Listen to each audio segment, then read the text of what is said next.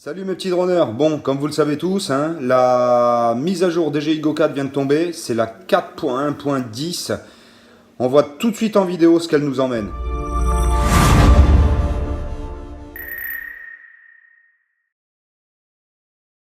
Bon alors mes petits droneurs, cette mise à jour 4.1.10, je vais vous passer les détails sur les généralités. C'est-à-dire que tout ce qui a trait... ils ont amélioré un petit peu l'éditeur, ils ont amélioré certaines choses, mais je pense qu'ils ne vous intéressent pas trop, enfin pas plus qu'à moi. Donc je vais passer vraiment aux améliorations sur le vol et sur les modes. Voilà. Donc la première grosse amélioration en fin de compte, c'est le retour to home, mais dans le mode tracking et dans le mode gesture. Sur les anciennes versions, le retour home se faisait là où l'appareil avait décollé. Que ce soit en gesture mode ou alors en tracking, si vous aviez un problème, il revenait à son point de décollage. Maintenant, le retour home s'actualise en même temps que le vol de l'appareil. C'est-à-dire que dans ces deux modes, si vous faites 10 mètres en avançant, le retour home ne sera plus au point de décollage, mais sera 10 mètres plus loin parce que le drone a avancé de 10 mètres. Donc je pense que pour certains, vous l'attendiez depuis longtemps. DJI l'a fait, hein. Vous en aviez rêvé, DJI l'a fait. Voilà, c'est, je pense, pour une bonne nouvelle pour certains d'entre vous.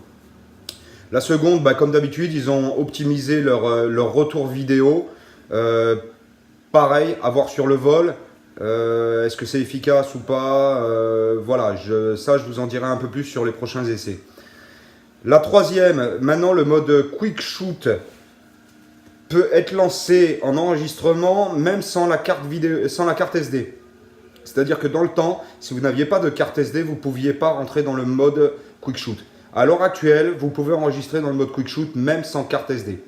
Je pense qu'il doit enregistrer dans le téléphone, comme pour les vols, hein, quand vous n'avez pas de carte SD, il enregistre vos vols dans les téléphones avec une moins bonne qualité. Vous pouvez aller voir les deux vidéos que j'ai faites donc, sur le château, une sans carte SD et une avec carte SD, vous verrez qu'il y a quand même une grosse différence.